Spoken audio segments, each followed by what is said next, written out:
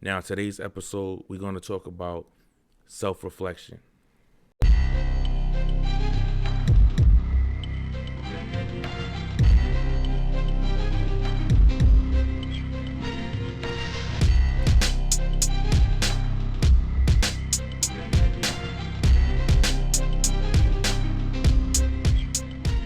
Over the years, I've taken a lot of time um, practicing mindfulness. Mindfulness is an essential aspect of personal growth and self awareness. It enables us to gain clarity about all aspects of self. So, some of the things that I had to be self aware of and I had to be mindful of was like my habits, okay? And some of the habits that I have that others may also struggle with is maybe smoking, drinking, even your eating habits. Um, so I had to be aware of what is the smoking doing to my body. Is it serving me? Is it making me better? Or is drinking doing anything good for me? And is eating processed foods, fast food, the wrong food, sugary food, is that doing anything for me? Um, and switching all of those things, we're creating better habits or stop learning, figuring out a way to stop doing self-destructive habits.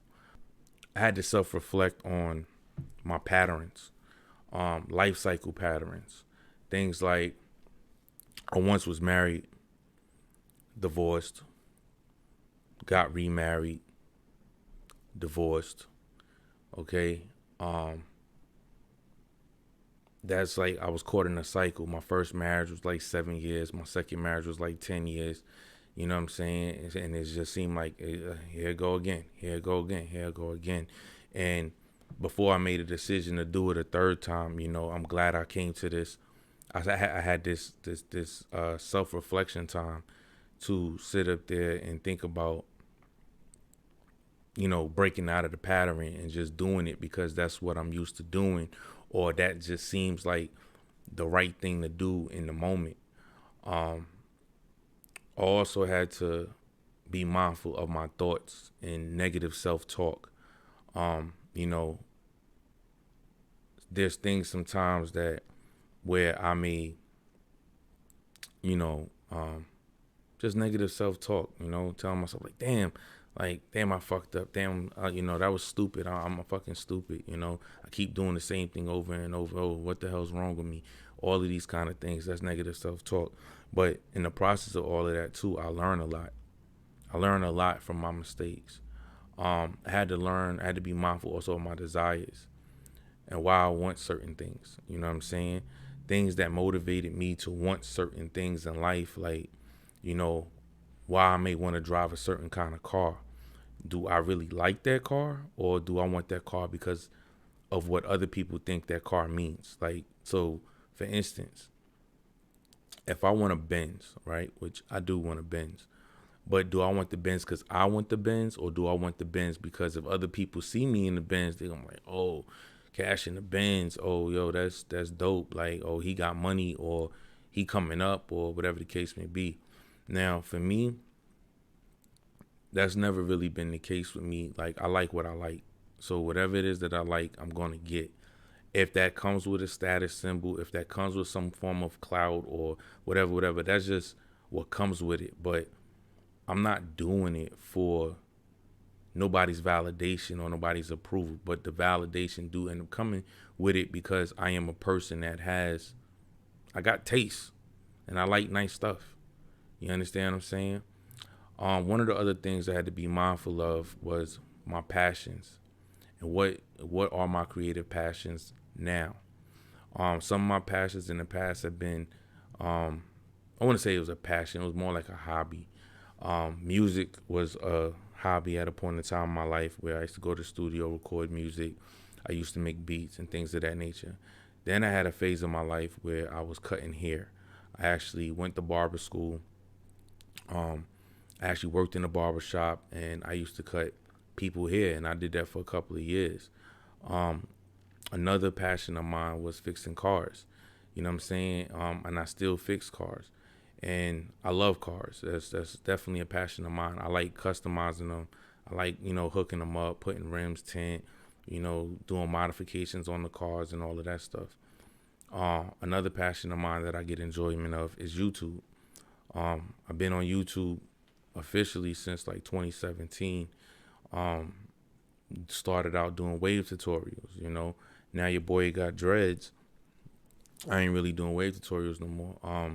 But I found a new passion, and that new passion is now life coaching. Life coaching is something that I've been doing basically my whole life, ever since I've been conscious enough, and I begin to go through things, and other people go through things. People would confide in me. People would come to me and tell me they problems, or want to vent to me, or ask for my advice, my suggestions, my guidance, and I will give that to them. And people know I'm a genuine person, and I'm going to give you value and a real takeaway from whatever it is that I'm going to tell you. The other thing that I had to be mindful of and self-aware of was my goals. I had to be self-reflect on my financial goals, my fitness goals, relationship goals. I had to also look into values. What do I value? The values are the beliefs. Because if people don't understand what values are the beliefs and principles that you believe are important in the way that you live and work. Values are the beliefs and principles that you believe are important in the way that you live and work.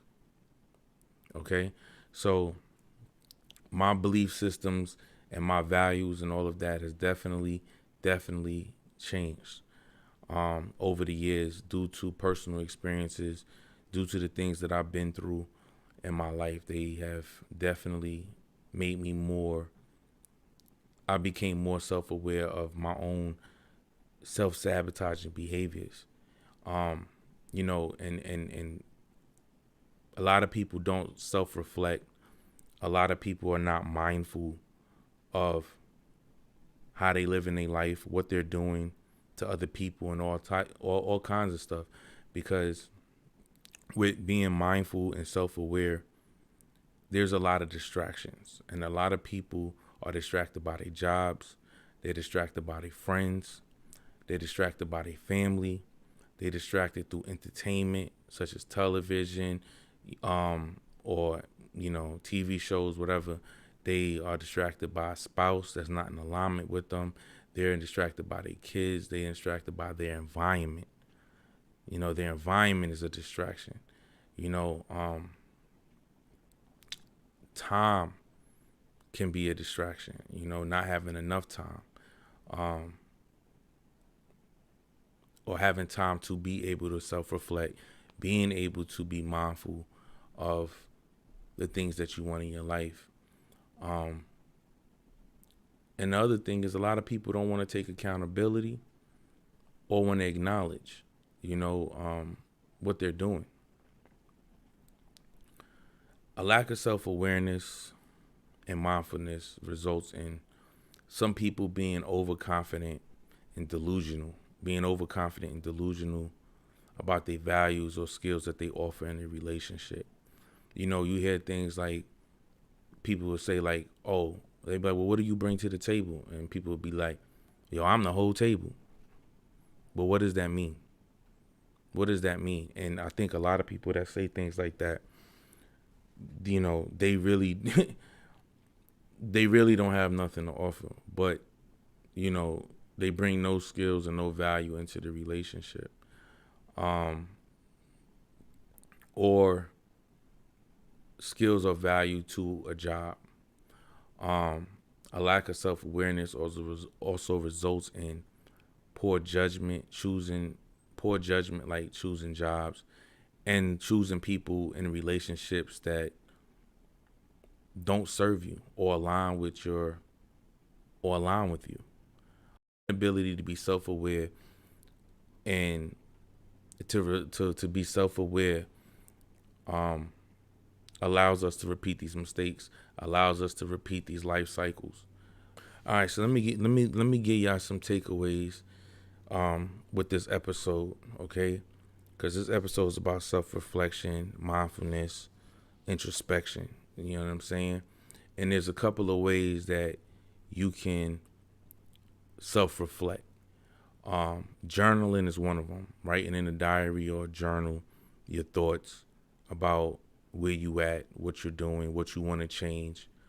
You can talk with friends, which I don't really recommend. People that you trust and people that got your best interests at heart, you can have conversations with them. You can talk to life coaches, therapists. Those are people that are there to coach you, are there to advise you, help you, and steer you in the right direction. You can practice mindfulness through apps, videos, or whatever the case may be. You can do creative expression, which is like drawing, writing, painting, coloring, whatever. And sometimes spending time alone, sometimes isolating yourself and getting that quiet time, which is the one that most of the time I prefer. I'm able when I experience quiet time, I'm able to be alone with my thoughts, reflect on what I want in life, reflect on the mistakes that I've made, how I'm gonna change it, how I want to fix it, set new goals, all of that. So I always choose to spend time alone. Technique when it comes to self-reflection, but I advise anyone you do what works for you. But last but not least, if you would like to learn more about mindfulness, there'll be a link in the description where you can take a self-paced life coaching course to help you along your journey in being mindful and self-reflection. Remember, it makes sense to change. It's your boy Cash, and we out.